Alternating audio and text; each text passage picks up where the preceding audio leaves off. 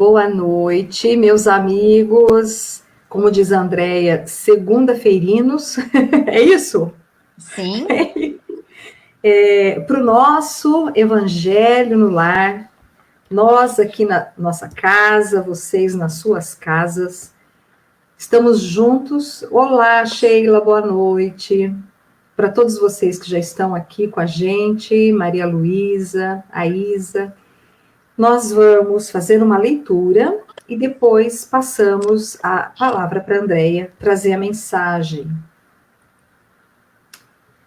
Talentos. Esteja atento ao chamado de Deus na sua vida. Não se considere inútil ou despreparado. Antes, creia na existência do DNA de Deus em sua alma, capaz de exteriorizar chamas de luz a outros irmãos que caminham entre as trevas. Você é capaz e precisa crer. Não resista ao chamado amoroso do Senhor da vida. Lembre-se ainda do conselho de Pedro, em uma de suas cartas. Cada um administre aos outros o dom como o recebeu, como bons despenseiros da multiforme graça de Deus. Está em 1 Pedro. Todos nós temos os nossos talentos, né? Vamos saber distribuí-los. Ninguém está inútil, ninguém veio por acaso. Então, que a gente, né, vamos crer na existência do DNA de Deus na nossa alma. Olha que lindo, hein? O DNA de Deus na nossa alma. Porque tem, viu? Nós somos filhos dele, então a gente tem o DNA dele. Essa lição linda é do livrinho Centelha do Cristo, do Rafael Lavarini. Maravilhoso esse livro, viu, gente? Quem quiser adquirir, é só pesquisar ele no Instagram. Deixa eu pôr aqui, Centelha do Cristo? Isso, Rafael Lavarini. E ainda vai estar ajudando as obras, né, dos refugiados. Muito bem. Eu escrevo aqui o nominho também para vocês, se quiserem. Tá. Vamos passar a palavra para a Andréia. Jesus te abençoe, amiga. Assim seja, querida. Boa noite, segunda-feirinos. Eu espero que eu esteja encontrando vocês hoje melhor do que segunda-feira passada.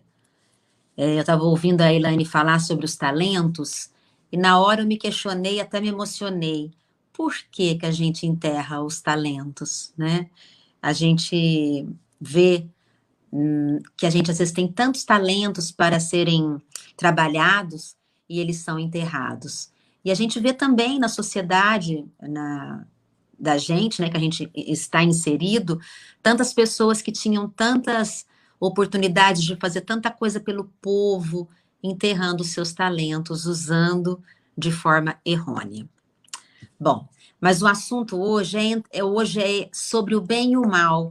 Eu gosto muito de pesquisar sobre esse assunto, de estudar e também de refletir sobre ele. Porque eu lembro de uma conversa que eu tive com o doutor Isaías, uns 8, 10 anos atrás, em que eu dizia para ele que o mal existia, mas que ele não tinha uma força, assim, né? E aí ele falou, você tem o livro Os Mensageiros? Eu acho que é Os Mensageiros, tá, gente? Eu não olhei, mas eu acho que é Os Mensageiros, não é o Missionários da Luz. E eu falei, tem, e nós pegamos o livro e olhamos um capítulo que eu também acho, que é o capítulo 20, onde ele descreve que chega alguém no nosso lar e que quer entrar e pedindo por favor, que estava com um monte de problema, e o André quer que abra a porta, né? Até que vem alguém mais experiente e olha aquele espírito e enxerga além das aparências e vê que o que o espírito queria mesmo era badernar, não era socorro, não era nada. Ele queria mesmo era ali colocar o mal dentro daquele lugar aonde ele estava batendo a porta. Então, o doutor Isaías me disse que o mal existia e que ele é bem arrumado. Às vezes nós, quando queremos alguma coisa do bem, não fazemos tanto esforço como o mal faz. Então, a pergunta 630 do Livro dos Espíritos, ela fala como se pode distinguir o bem e o mal. É muito simples, olha, o bem é tudo aquilo que está conforme a lei de Deus. Então, a lei de Deus está inserida aqui dentro. Nós sabemos o que é da lei de Deus. E o mal, tudo aquilo que dela se afasta. Assim, fazer o bem é se conformar com a lei de Deus. E fazer o mal é infringir essa lei. Bom, aí eu fiquei pensando, quem criou o mal? Como é que foi isso? Né? Como é que aparece isso? Se o mal não é criação de Deus, de onde veio? E Emmanuel nos explica muito bem que o homem, muitas vezes, confia mais em si do que na providência divina. Transforma a sua fragilidade em foco de ações contrárias à lei de Deus. Eis aí o mal. É a nossa prepotência. Achei muito, muito forte isso. A minha prepotência pode fazer com que eu haja de uma forma errônea, né? Porque eu me acho acima do bem e do mal, acima de Deus. E aí eu estava pensando também como é que é isso em relação à fé, né? Porque a gente vai perdendo a fé, nós vamos deixando de crer em algumas coisas, vamos ficando descrente, né? Muita gente fala, eu tô descrente. Eu ainda acredito, tá, gente? Mas a gente sabe que as pessoas vão perdendo a fé. Mas será que perde mesmo? Será que é isso mesmo? Ou será que a gente não para pensar? Então, ele fala assim, ó, não há ser humano que não tenha fé. Emmanuel falando, tá bom? Tá bom? Todos têm fé em algo, pois sem fé é impossível viver. A questão é, onde você deposita sua fé? Olha só, a nossa vida é um ato de fé contínuo.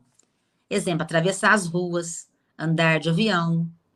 É um ato de fé contínuo. Porque você tem que fazer isso e você tem que acreditar que não vai acontecer nada, concorda?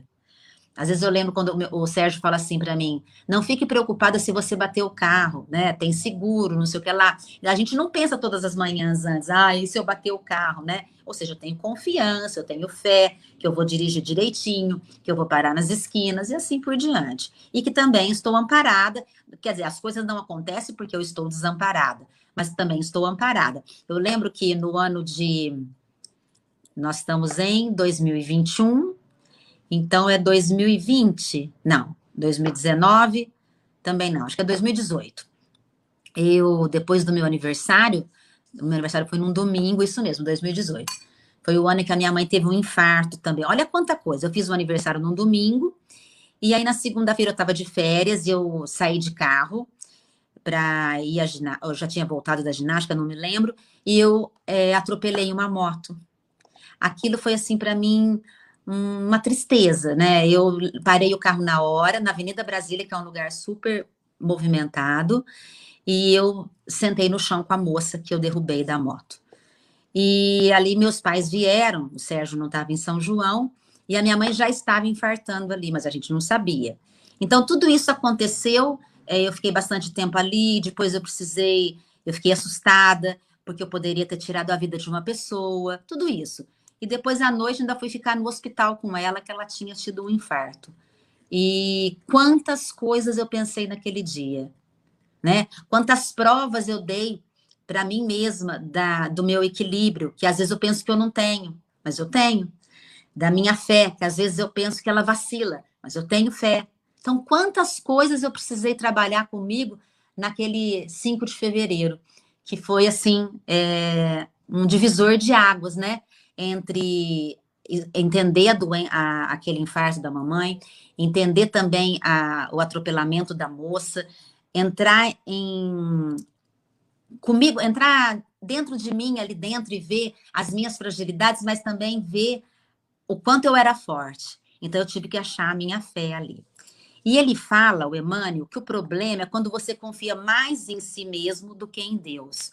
Ou seja, você tira Deus do centro da sua vida e coloca o indivíduo. É a nossa prepotência, né? Quando a gente faz isso, a gente abre brechas para o mal chegar. Quando eu estou no centro, olha só, eu afasto a lei divina e crio leis próprias, que são assim: se está bem para mim, ótimo, não interessa o outro. A gente sabe que tem muita gente assim. Quando nós estamos fazendo um autoconhecimento, um mergulho em nós mesmos para sermos pessoas melhores, a gente começa já a se importar com o outro, né? a querer que o outro também fique bem. Então, nesse momento, quando a gente tira o Deus do centro e fica nós no centro, o orgulho e o egoísmo aparecem. Então, eu sou o melhor, tudo para mim. Então, Deus no centro seria todos somos irmãos. Ele fora do centro, só eu que tenho importância. Só eu que tenho importância. Então, precisamos prestar atenção como é que a gente está lidando com isso daí. E aí fiquei pensando também que a gente tem visto muito, principalmente na área política, que o mal, ele não é fiel. Quando a gente fica sabendo que as pessoas fizeram coisas que... Isso tudo que vocês já sabem, que eu não preciso nem comentar com vocês. O mal não é fiel. A infidelidade do mal chama-se delação premiada. Quanta delação premiada nós tivemos esses anos que passaram, as pessoas abrindo a boca para contar coisas que aconteciam pelos bastidores, porque foram apertados, né? Porque brigaram, deixaram de receber. Então, olha aí quanta coisa. Então, o mal não é fiel, o bem é fiel sempre. Nós vivemos ainda num mundo de provas e expiações, não preciso falar para ninguém, aonde o mal ainda predomina. Por isso que nós ficamos em dúvida muitas vezes com relação às pessoas, porque a gente sabe que ainda nós temos dentro de nós aquela erva daninha que é o mal. E como que a gente poderia fazer um trabalho conosco, né? Então eu marquei aqui, deixa eu ver onde que eu marquei. Tá aqui, ó. Eu marquei um lembrete para mim. Aí se vocês quiserem fazer, né? Eu passei, como Santo Agostinho ensinou, repassar o nosso dia, verificar, né? Se você fez alguma coisa contra alguém, se você falou de um modo mais áspero, se você tem que pedir desculpas, verificar na hora de deitar, verificar, olha, hoje eu conversei com fulano, com ciclano, eu fiz isso, eu fiz aquilo, não, acho que eu agi bem. Eu conversei com a mamãe, conversei com o papai, não, acho que eu falei tudo bem com eles também. E vai falando, porque geralmente às vezes a gente faz as coisas dentro da própria família, né? Eu dei atenção aqui, eu fiz ali, não, aqui eu preciso pedir desculpas ou me retratar, porque realmente eu não precisava ter respondido assim. Então, a gente repassar o nosso dia é muito importante. Aí eu falo uma coisa, é uma fala pesada, mas é verdade. O que um verdadeiro amigo do Cristo faria no meu lugar, né? Se eu fiz alguma coisa naquele dia que o amigo do Cristo faria ou não faria. Isso aí é uma coisa muito boa também para se pensar. Por quê? Se eu quero seguir Jesus, se eu quero andar no caminho do bem, eu preciso ver o que eu estou fazendo. Então, repassar o meu dia, eu acho muito importante. E eu trouxe uma história para vocês hoje. Então, falando sobre o bem e o mal, a gente já sabe que o mal existe sim, se organiza muito bem e ele não é tímido como o bem. Então, que a gente possa refletir quem está no centro das nossas vidas, se é a gente ou se é Deus. Porque se a gente se põe no centro da vida, vai aparecer a nossa prepotência, o orgulho e a vaidade. Mas aí vamos falar uma história de Francisco. Francisco viveu no século XIII. Naquela época, os leprosos ainda não tinham cura, tá? E Francisco caminhava certa vez e ouviu ao longe um badalo de um sino. Naquela época que Francisco viveu, os leprosos usavam um sino pendurado no pescoço para fazer barulho, para que quando eles estivessem vindo, a pessoa que estivesse sã se afastasse. Não podia encontrar, né? E claro que Francisco sabia que a lepra não tinha cura, que o grau de contágio dela era muito alto, e ele estava ouvindo aquele sinal do sino vir. E vinha vindo, e vinha vindo. O primeiro impulso de Francisco era fugir, mas num segundo impulso, ele apressa o passo e vai em direção a esse leproso e o abraça.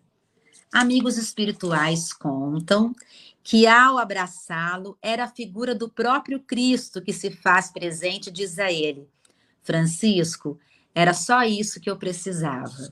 Olha só. Nesse momento, a gente sabe que Francisco venceu naqueles passos ali que ele deu, muito, né? Ou seja, ele deu um salto na própria evolução, porque ele venceu ali o último preconceito que ele ainda possuía, que para mim nem é um preconceito, né? Que é o medo de ficar doente. A gente sabe que o medo não é bom conselheiro, mas a gente sabe também que às vezes nós temos que ter um pouco de receio para termos cuidado. Francisco, com certeza, ao abraçar aquele leproso, ali naquele momento ele acaba até tirando dele, limpando aquilo, né? Mas a gente, nós estamos vivendo isso com a Covid-19. Então, o que pensar? Eu posso não ter esse medo de contrair a doença, tenho um receio, sim, de contrair, de que as pessoas contraiam. Não é só as pessoas da minha família, a gente tem sofrido com todos que aparecem, a gente tem sofrido com os desencarnes, a gente fica cabisbaixa com isso mesmo. Então, o que nós temos que fazer? Nós temos que trabalhar, nós temos que estar na vida, mas nós podemos nos cuidar.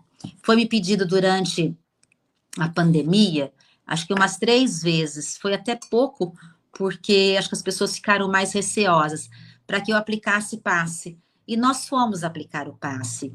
E de máscara, com um distanciamento. Não quer dizer que eu não vou pegar porque eu estou fazendo o bem, mas eu tive o cuidado para que aquilo não acontecesse, nem para mim e nem para a pessoa, mas pelo menos aliviou aquela dor daquele momento, né? Então, olha, eu tive o cuidado, mas também continuei no trabalho. Não tem como parar de trabalhar.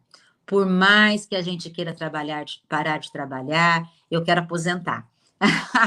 Por mais que eu queira isso, o trabalho no bem, esse não vai cessar nunca, não vai parar nunca. Tanto que a gente vê quando André Luiz chegou no plano espiritual, depois do tempo que ele passa, todo tentando entender o que está acontecendo, ele vai aonde? Trabalhar.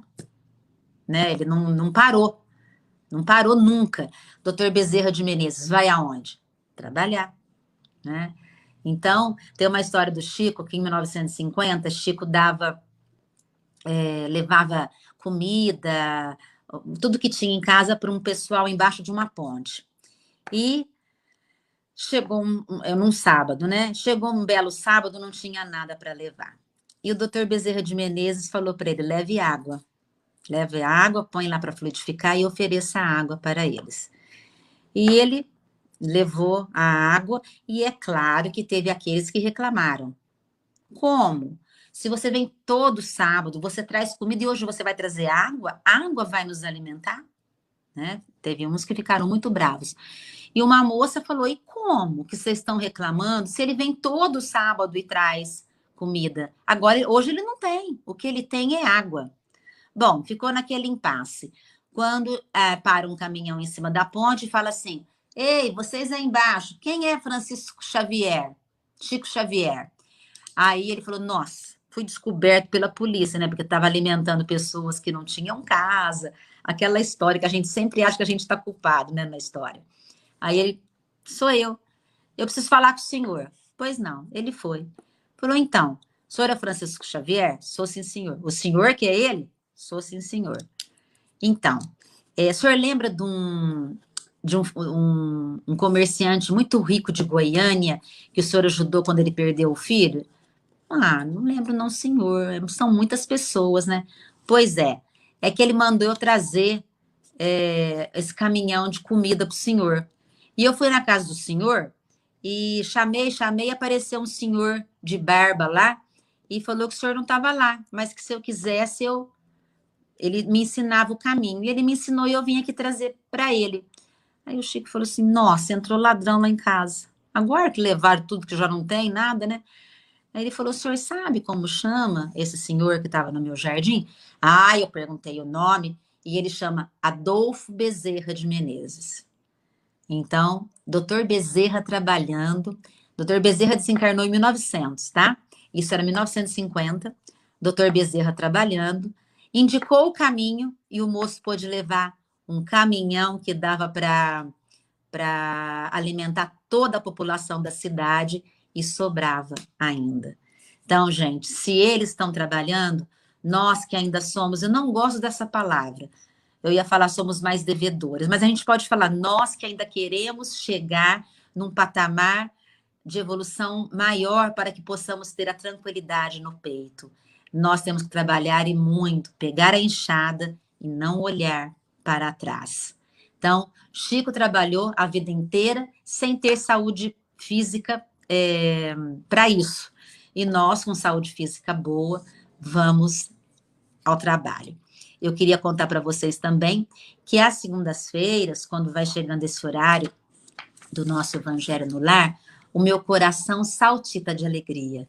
É um momento em que eu me emociono, que eu sinto Jesus, que eu sinto a espiritualidade amiga e que eu agradeço imensamente a oportunidade que a pandemia me trouxe de falar todas as segundas-feiras para vocês que eu não vejo na telinha, mas também para os espíritos que ficam aqui comigo, falar de Jesus, falar desse homem tão maravilhoso, desse espírito tão maravilhoso, que eu tento de todas as formas entender os recadinhos que eles nos dão.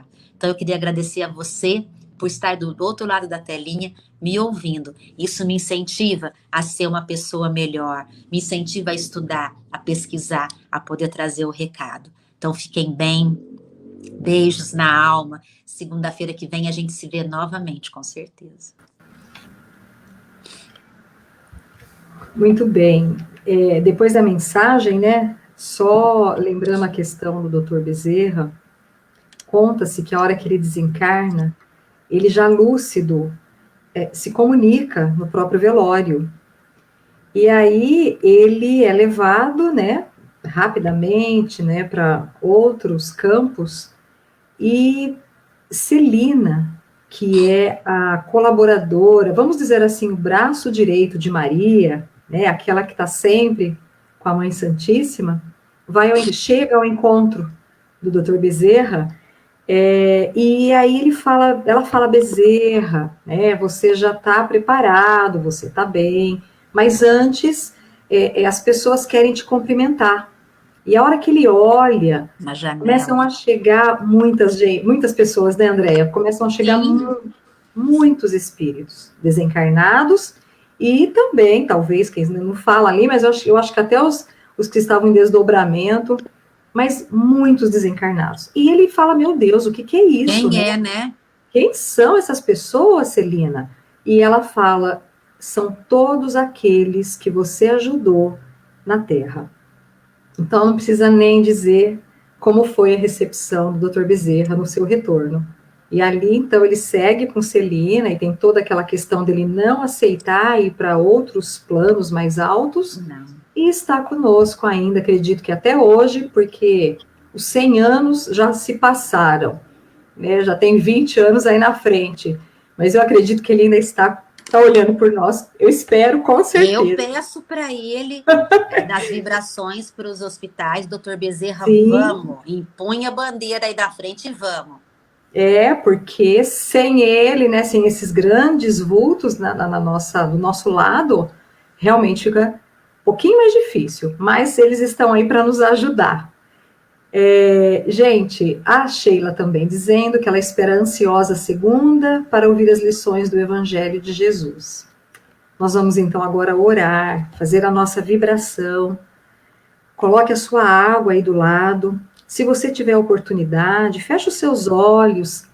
Procure nesse momento colocar toda a lição que a Andréia trouxe para dentro de si.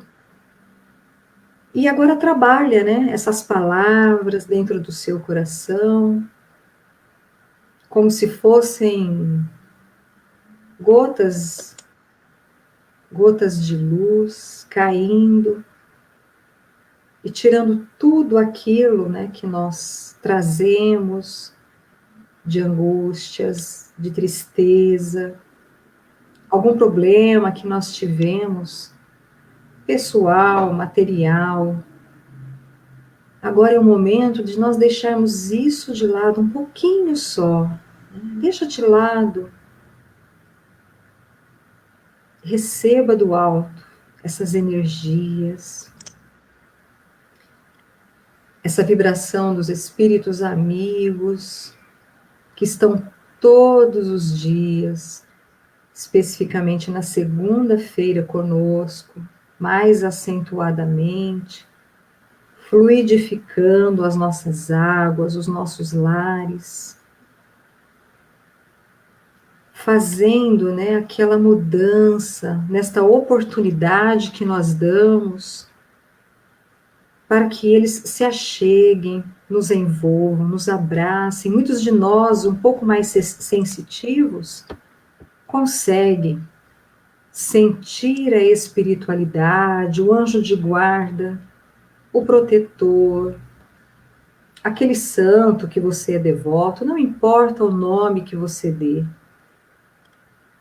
Aproveite agora entrar em sintonia com eles que realmente nos amam, que nos querem bem e que torcem muito mesmo para que a gente siga e prossiga com otimismo nessa nossa caminhada.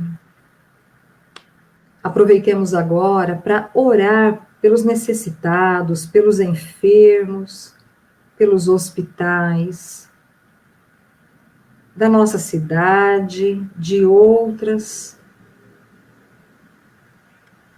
Vamos imaginando que de nós sai, né, esse fluido de amor, de saúde, e chega até os médicos, todos os enfermeiros, os técnicos, todos os que são responsáveis pela limpeza, pela alimentação, que estão ali à frente do trabalho. Vamos pedindo pelos desempregados, que são milhares no país. Quantos neste momento não têm o que colocar na mesa para os filhinhos? Nós te rogamos, Dr. Bezerra, o senhor que esteve à frente desse trabalho, alimenta a água dessas pessoas. Mesmo que elas não saibam o que está acontecendo, que elas não compreendam, mas que ao beber, essa água pode ser da torneira, pode ser de onde for, que essa água saia fortalecida, alimentando a todos que necessitam.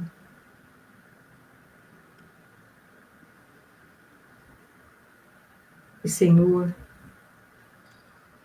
pedimos então agora pelos nomes que nos foram passados de encarnados: Jussara Sibila, Reinaldo Alves, Luciane Almeida Luciano, Margarida Maria Lúcia, Adécio Davi, Ivone Vera Lúcia, Maria Helena Mesquita, Anor Luciano Júnior, Ana Beatriz de Lapierre Meneghini, de apenas 14 anos, que tem estado muito nervosa, Márcio Alencar, Luciara Pérez,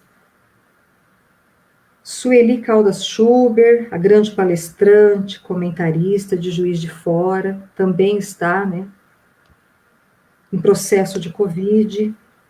Vamos pedir também pelo ator Paulo Gustavo e a família. Nós estávamos conversando, eu e a Andréia, sobre ele, que o Senhor faça o que for melhor. Por Cleide Carvalho Alves e família, Aparecida Divina de Deus, Adriana Aparecida Ferreira e família. E para os desencarnados, José Matias, Maria Aparecida Marcondes, Júlio Nunes, Cecília Matias de Melo, Ambrosina Augusta Matias, Felipe Francisco Silva Ambrósio, Adécio Simeone, Noêmia Conte, Aldenise Nogueira de Barros Ciaco, Jéssica Diniz, Rita e Yolanda Matias Barreiros e Mateus Santos Matos.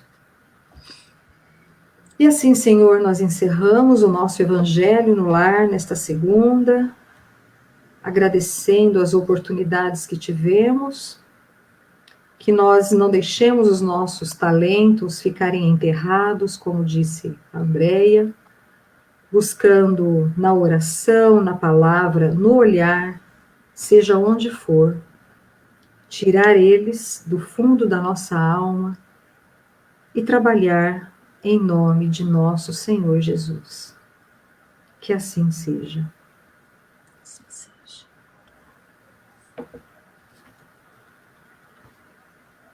Muito obrigada para vocês todos que participaram. Como eu coloquei, né, nós vamos ter agora em seguida a palestra com o João, lá de Itubi, e ele vai falar sobre a Boa Nova, foi conduzida por grandes vultos, então ele vai falar de Pedro, de Paulo, de vários vultos.